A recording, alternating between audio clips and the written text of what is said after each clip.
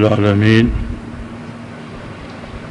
والصلاة والسلام علی حبیبہ محمد وآلہ وصحبہ اجمعین.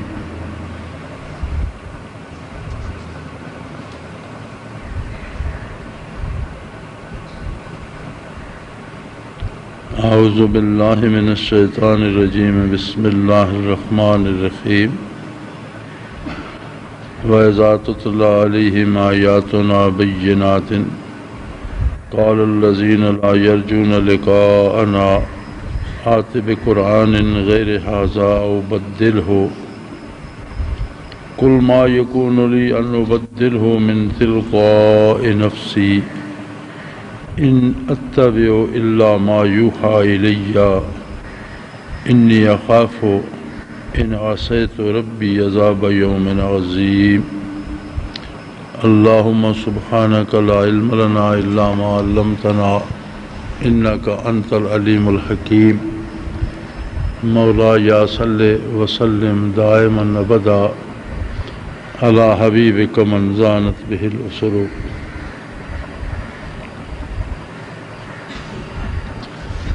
دار دنیا میں یار بہت زیادہ ایسی گونج آ رہی ہے، یا اکی آواز بند کر چھوڑیں دے یا تک ان کے تھیں گو. دو ہی مذہب ہیں، دو ہی طریقے ہیں اور دو ہی طرز حیات ہیں اور دو ہی قومیں آباد ہیں.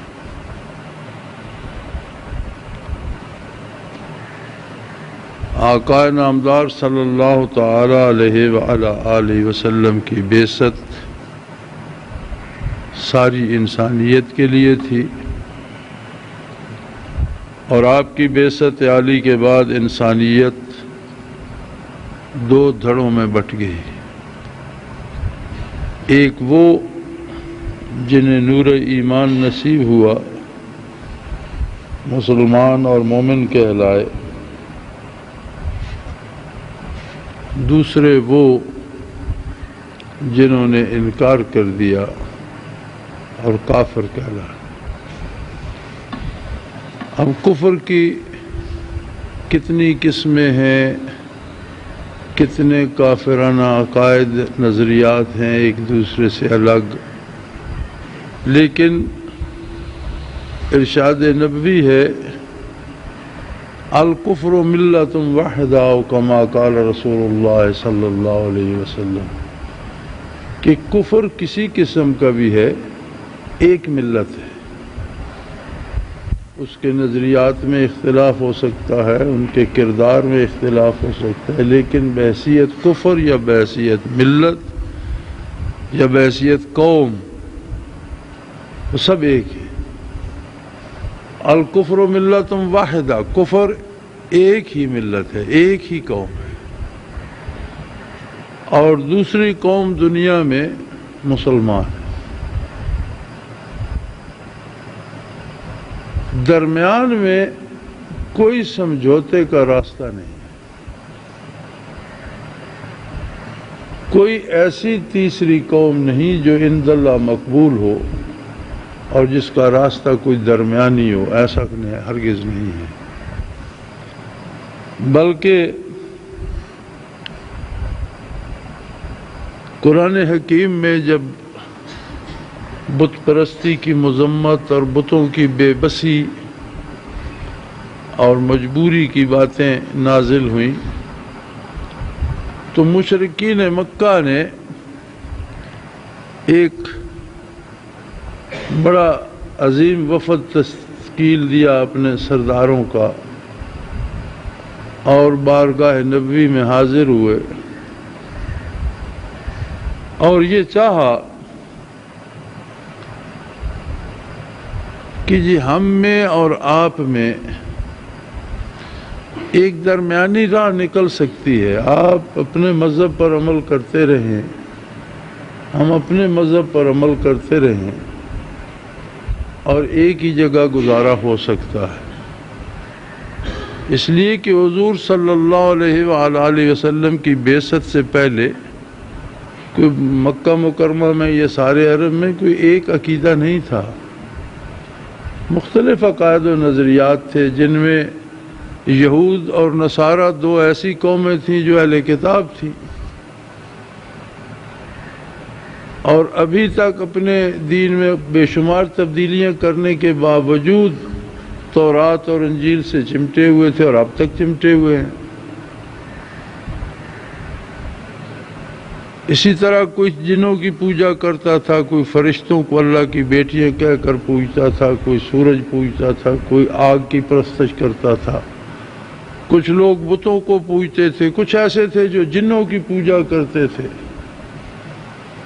تو یہ سارے لوگ جن کے اتنے مختلف نظریات اور عقیدے تھے، ایک معاشرے میں گزارا کرتے تھے،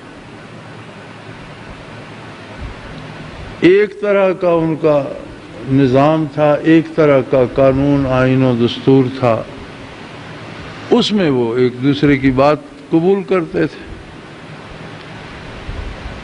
اسلام جب آیا تو اسلام نے باتوں کو دو حصوں میں تقسیم کر دیا کہ یہ حق ہے اور یہ باطل ہے۔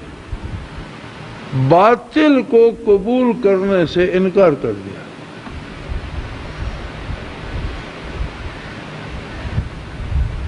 وہ حاضر اس لیے ہوئے کہ جہاں تک مذہب کا تعلق ہے، آپ جس اللہ کی بات کرتے ہیں، جس رب کی بات کرتے ہیں، جس پروردگار کی بات کرتے ہیں، ہم اس کی شان میں گستاخی نہیں کریں گے۔ آپ اور آپ کے پیروکار اس کی عبادت کریں، ہم اس میں رکاوٹ نہیں ڈالیں گے۔ آپ جس چیز کو حلال سمجھتے ہیں وہ کھائیں، جسے نہیں کھانا چاہتے نہ کھائیں، ہم اس میں ناراض نہیں ہوں گے۔ لیکن جن کی پوجا ہم کرتے ہیں ان کو آپ اس طرح بے آبرو نہ کریں۔ جنہیں ہم نے اپنا معبود مانا ہوا ہے، آپ یکسر کہیں کہ یہ مکھی بھی نہیں اڑا سکتے تو یہ تو ان کی توہین ہے۔ آپ یکسر کہتے ہیں کہ یہ باطل ہے، یہ جھوٹ ہے، ان کو ماننا کفر ہے اور کفر کا نتیجہ جہنم ہے، یا جو کچھ ہم ان پہ نذرانہ چڑھاتے ہیں آپ کہتے ہیں حرام ہے، یہ کھانا درست نہیں۔ تو اتنی مہربانی کریں کہ اپنے طریقے کی تبلیغ تو کریں، لیکن جو کچھ ہم کرتے ہیں اسے آپ رد نہ فرمائیں، اسے چھوڑ دیں، آپ اس کی بات ہی نہ کریں۔ ہم غلط کرتے ہیں، صحیح کرتے ہیں، یہ ہمارا مسئلہ ہے، ہم آپ کو چھوڑ دیں گے کہ آپ جو کہتے ہیں وہ غلط ہے، یہ صحیح ہے، وہ آپ کا مسئلہ ہے۔ جس کا جی چاہے وہ آپ کی بات مان لے، جس کا جی چاہے ہماری بات مان لے، تو گزارا ہوتا رہے گا۔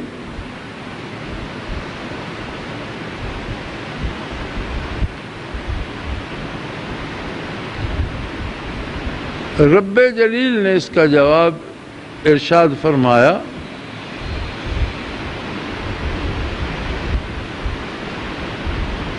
اور اس واقعہ کو ارشاد فرمایا قرآن کریم نے، وَإِذَا تُتْلَىٰ عَلَيْهِمْ آيَاتُنَا بَيِّنَاتٍ، جب ان پر ہماری کھری کھری باتیں بیان کی جاتی ہیں، جب حقائق کھول کر اور واضح بیان کیے جاتے ہیں، قَالَ الَّذِينَ لَا يَرْجُونَ لِقَاءَنَا آتِ بِقُرْآنٍ غَيْرِ هَٰذَا، تو جن کا اس بات پہ ایمان نہیں ہے کہ انہیں واپس ہماری بارگاہ میں حاضر ہونا ہے، وہ کہتے ہیں کوئی اور قرآن لائیے، یہ باتیں مت کیجیے، اس طرح کی باتیں ہمیں نہ سنائیے، اور کوئی قرآن لائیے، یا اس قرآن میں او بدل ہو، یا اس میں تبدیلی کیجیے۔ جو باتیں ہماری بتوں کی شان میں سختی کرتی ہیں اور گستاخی سمجھی جاتی ہیں انہیں کاٹ دیجیے، ہمیں ہمارے حال پہ رہنے دیجیے، آپ اپنا کیجیے، ہمیں اپنا کرنے دیجیے۔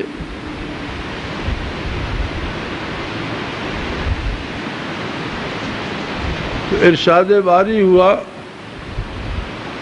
قل ما یکون لی ان ابدل من تلقاء نفسی، اے میرے حبیب انہیں کھول کر بتا دیجئے کہ میں اس میں اپنی طرف سے کوئی تبدیلی نہیں کر سکتا،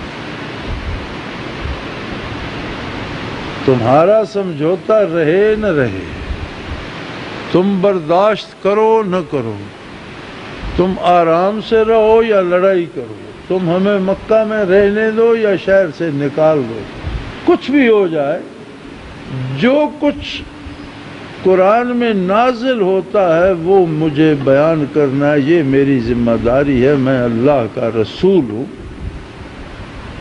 جو اللہ کا فرمان ہوگا وہ میں بیان کروں گا، اور اس میں تبدیلی کرنا میرے اختیار میں نہیں ہے۔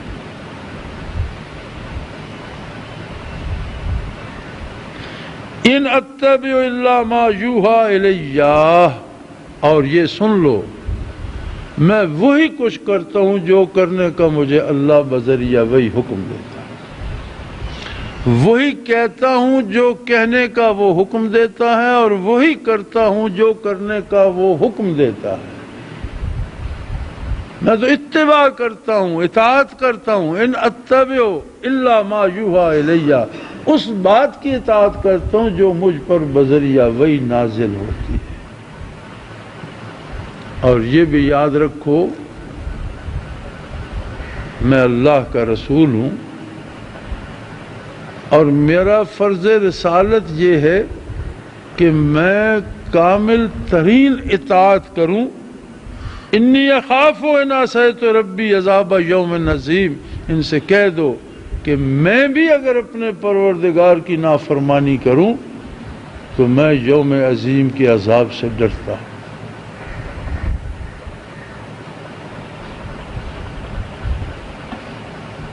اللہ اللہ وہ ہستی جس کی شفاعت کے بھروسے پہ پورا عالم اسلام آدم علیہ نبینا علیہ الصلوۃ والسلام سے لے کر قیامت تک آنے والے ہر مسلمان، ہر امتی، ہر نبی کی نظر ہے۔ ایک حدیث میں حضور ارشاد فرماتے ہیں کہ میدان حشر کی شدت، تپش اور غضب سے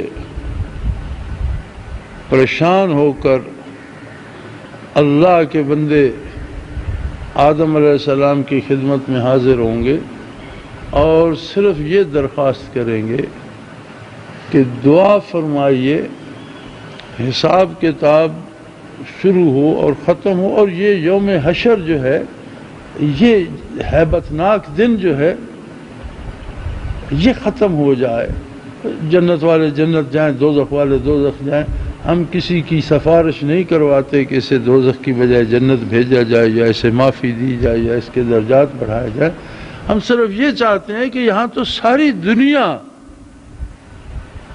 کا کلیجہ حلق میں اٹکا ہوا ہے، آپ اتنی سفارش کر دیجئے کہ اللہ یہ حساب کتاب ختم کر، اور لوگوں سے جسے جنت بھیجنا ہے بھیج، جسے یہ عرصے معاشر میں کھڑا رہنا ممکن نہیں ہے۔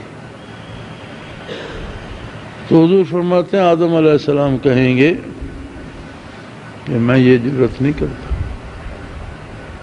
اسے پتہ ہے، اس نے خود یوم حشر مقرر کیا ہے، وہ اپنی مخلوق کے حال سے بھی واقف ہے، وہ نیکوں سے بھی واقف ہے، بدکاروں سے بھی واقف ہے۔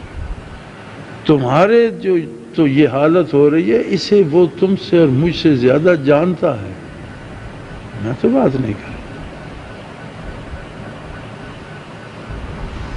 ہر اولو العزم رسول کے پاس سے ہوتے ہوئے بالآخر طے ہوگا کہ محمد الرسول اللہ کی خدمت میں جاؤ۔ آج کوئی دم نہیں مارے گا، کوئی نبی، کوئی رسول یہ تک دعا کرنے کو تیار نہیں ہے اور اتنی جرت نہیں کر رہا کہ اللہ یہ حساب کتاب لے اور عرصے معاشر کو ختم کر، بھیج جسے جنت بھیجنا ہے، جسے دوزخ جانا ہے جائے۔ اور یہ جو مخلوق یہاں انتظار کے اس میں تڑپ رہی ہے اور لرز رہی ہے اور ڈر رہی ہے، تو یہ انتظار کی گھڑیاں تو ختم ہوں۔ کوئی نبی، کوئی اولو العزم رسول سب انکار کر دیں گے۔ تو کیا کیا جائے؟ تو فرمائیں گے محمد رسول اللہ کی خدمت میں جاؤ۔ حضور فرماتے ہیں لوگ میرے پاس حاضر ہوں گے یہی درخواست لے کر، تو آپ صلی اللہ علیہ وسلم فرماتے ہیں کہ میں سجدے میں گر جاؤں گا اور مجھے وہ کلمات تعلیم کیے جائیں گے جو اس سے پہلے مجھے نہیں آتے، اور ان کلمات سے میں دعا کروں گا، تب جا کر لوگوں کا حساب کتاب شروع ہوگا۔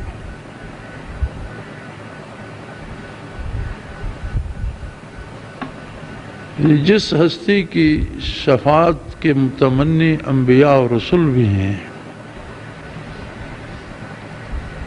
اور جس کا ہر قدم، جس کا ہر لفظ، جس کی ہر حرکت و ہر سکون اطاعت الہی ہے، وہ ہستی بھی واضح اعلان فرما رہی ہے کہ مجھے بھی نافرمانی کرنے کی اجازت نہیں ہے۔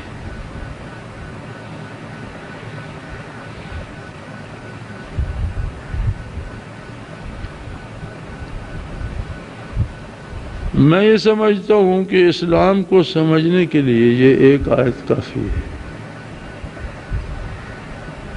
کہ جو لا الہ الا اللہ محمد الرسول اللہ کہتا ہے، اس کے پاس اس کی اپنا اختیار اور اس کی اپنی پسند باقی نہیں رہتی، پھر اسے وہی کرنا ہے جو اللہ کا حکم ہے، جو اللہ کے نبی کا طریقہ ہے، جو اللہ کے نبی کا فرمان ہے۔ اللہ و اللہ کے رسول کی اطاعت سے باہر نکل کر کچھ سوچے تو وہ اسلام نہیں۔ ہر وہ قدم جو سنت کے خلاف ہوگا، ہر وہ عمل جو حضور کی اطاعت کے خلاف ہوگا، ہر وہ رسم جو قرآنی احکام اور سنت نبوی کے خلاف ہوگی، اس پر آپ کتنی خوشبوئیں چھڑکتے رہیں، اس پر آپ کتنے غلاف چڑھاتے رہیں، اس پر آپ کتنا تقدس نچھاور کرتے رہیں، لیکن وہ عذاب کا سبب بنے گی۔ یہاں تک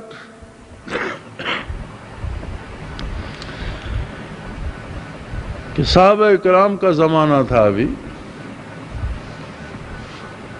عید کے دن حضرت علی کرم اللہ وجہ الکریم عیدگاہ تشریف لے گئے تو لوگ پہلے پہنچنا شروع ہو جاتے ہیں، عید کی نماز سے انتظار کرنے لگ جاتے ہیں کہ پہلے آ گئے۔ تو آپ نے دیکھا ایک شخص نوافل پڑھ رہا ہے تو رک گئے۔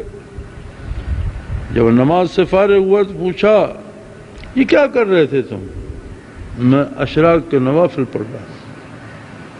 انہوں نے فرمایا تمہارے دوزخ جانے کے لیے تمہارے یہ نوافل کافی ہے۔ اس نے کہا میں اللہ کی عبادت کر رہا ہوں، نبی کریم صلی اللہ علیہ وسلم کے بتائے ہوئے طریقے کے مطابق نوافل اشراق ادا کر رہا ہوں۔ انہوں نے فرمایا عید کے دن نبی کریم صلی اللہ علیہ وسلم نے اشراق ادا نہیں فرمایا، اور تم عید کے دن اشراق پڑھ رہے ہو، تم مخالفت کر رہے ہو محمد الرسول اللہ کی، اور جہنم جانے کے لیے یہی کافی ہے۔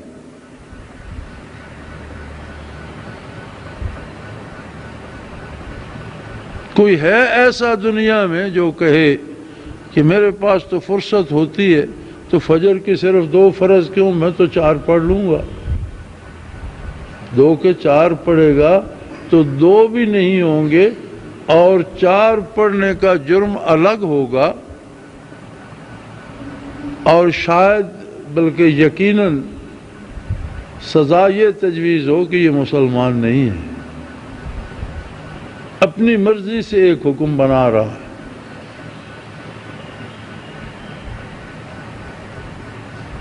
کوئی بھی کام جو دین کے نام پر ثواب سمجھ کر کیا جائے، اور اس کی سند قرآن و سنت میں یا حدیث میں یا اتباع رسالت میں نہ ملتی ہو وہ بے دینی ہے۔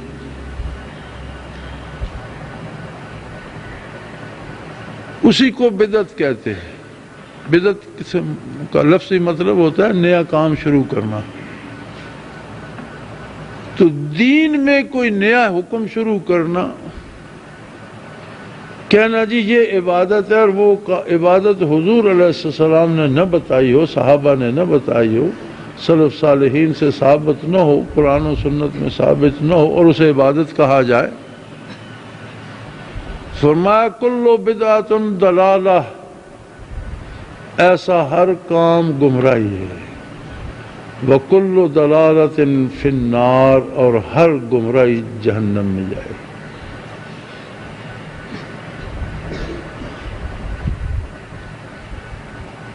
اب ان آیات مبارکہ کی روشنی میں ہم اپنی زندگیوں کا جائزہ لیں اور اپنی توقعات کو دیکھیں تو ہماری توقعات یہ ہوتی ہیں کہ ہم پر وہ کرم کیا جائے جو صحابہ کرام پر نازل ہوا تھا، ہم کو اس طرح فتوحات نصیب ہوں جس طرح صحابہ کبار کو ہوئی تھی، اور کردار دیکھا جائے تو قدم قدم پر ہم غیر اسلام اور کفر کے ساتھ سمجھوتا کر کے جیتے، قدم قدم پر ہماری زندگی سمجھوتوں کی زندگی ہے،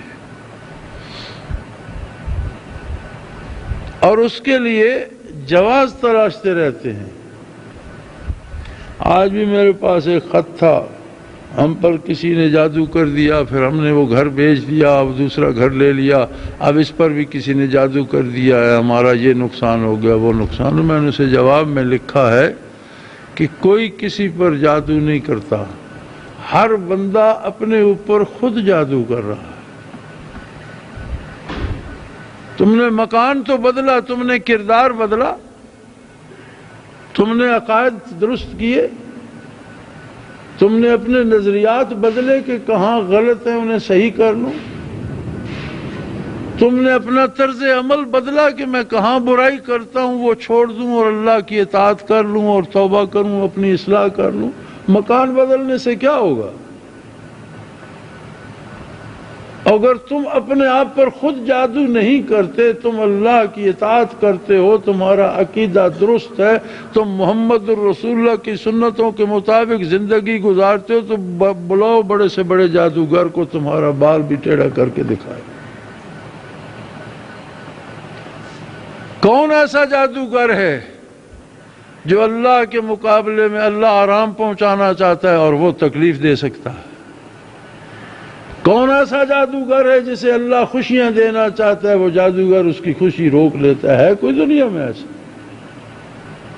میں نے کہا کوئی جادو نہیں کر رہا کسی پر، ہم خود اپنے آپ پہ جادو کرتے ہیں، ہم خود برائی کرتے ہیں، ہم خود نظریات ہمارے تباہ ہو چکے ہیں، ہمیں عقائد تک کا پتہ نہیں۔ میں پنڈی تھا اس بیماری میں،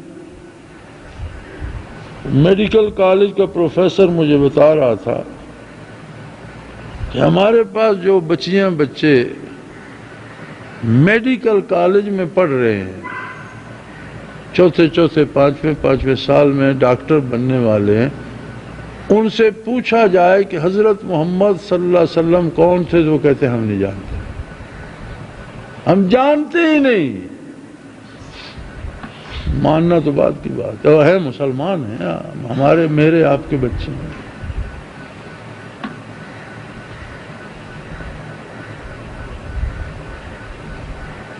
جس قوم کی حالت یہ ہے کہ اس کے آنے والی نسل یہ جانتی ہی نہیں، جانتے تو کافر بھی ہے، مانتے نہیں، اور جو جانتے ہی نہیں وہ مسلمان ہیں۔ اب اگر ایسے لوگوں پہ عذاب الہی آتا ہے، آپ کیا سمجھتے ہیں یہ امریکہ نے یہ کر دیا، یورپ نے وہ کر دیا؟ کسی نے کچھ نہیں کیا، یہ اللہ کا عذاب ہے۔ وہ بارش کی صورت میں بھیج دے، ہوا کی صورت میں بھیج دے، بیماری کی صورت میں بھیج دے، یا کفار کو ہم پر سوار کر دے، خنزیر کھانے والے، شراب پینے والے، فاسق و فاجر، رات دن زنا اور بدکاری میں ڈوبے رہنے والے ہمارے آقا اور ہم ان کے غلام، ان کے اترے ہوئے کپڑے پہننا فخر سمجھتے ہیں، ان کا بچا ہوا کھانا کھانا ہم اپنے لیے باعث فخر سمجھتے ہیں۔ کیسی مسلمانی ہے جسے ہم چمٹے ہوئے ہیں؟ اور اس کردار کے ساتھ جب ہم پہ کوئی گرفت آتی ہے، جب ہمیں جوتے پڑتے ہیں، اور یہ تو اس کا کرم ہے، الحمدللہ یہ تو اس کا کرم ہے کہ پھر بھی توبہ کا دروازہ بھی اس نے بند نہیں کیا، اور اپنا پیغام بھی ہم تک پہنچا ہی رہا ہے کسی نہ کسی طرح۔ اللہ کا کوئی نہ کوئی بندہ اللہ کا پیغام اور اللہ کے نبی کا پیغام پہنچا ہی رہا ہے۔ یہ بھی اس کا کرم ہے کہ اس نے یہ راستے بند نہیں کر دیے کہ تم اس قابل ہی نہیں ہو کہ تمہارے کانوں میں اذان کی آواز پڑے، تم اس قابل ہی نہیں ہو کہ تمہارے سامنے میرا نام لیا جائے۔ تو میرے بھائی، کوشش کرو کہ زندگی کے ہر لمحے کو حضور اکرم صلی اللہ علیہ وسلم کی غلامی میں ڈھال لیں۔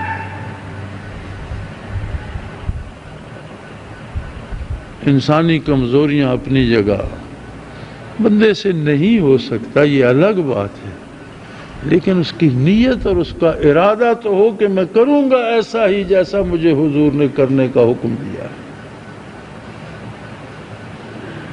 کم از کم بندے کا اپنا جو ارادہ، اس کی جو خواہش، اس کی جو رضا، اس کی جو پسند، جو خوشی ہو، وہ تو یہ ہو کہ مجھے اللہ اور اللہ کے حبیب صلی اللہ علیہ وسلم کی غلامی کرنا ہے۔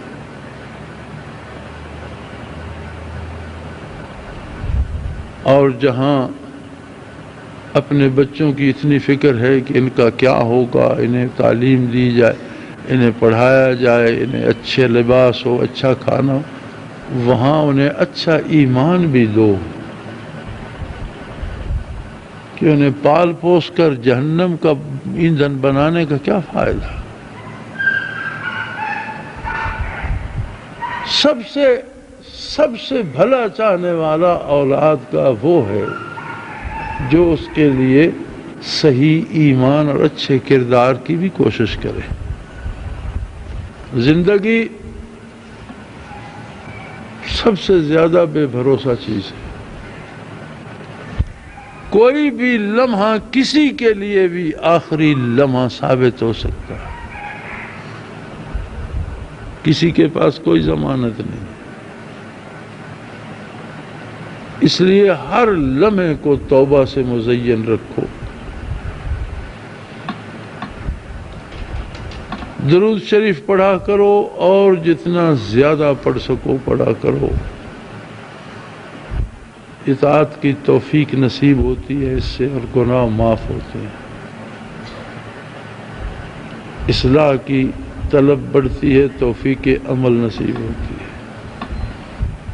اللہ سے استغفار کیا کرو کہ وہ بہتر بخشنے والا ہے، اور اپنی نگاہیں آخرت پر رکھو تو دنیا اور آخرت دونوں ملیں گی، اور جو آخرت کو چھوڑ کر صرف دنیا کے پیچھے بھاگیں گے، آخرت تو انہوں نے چھوڑ ہی دی، دنیا ملے گی نہیں۔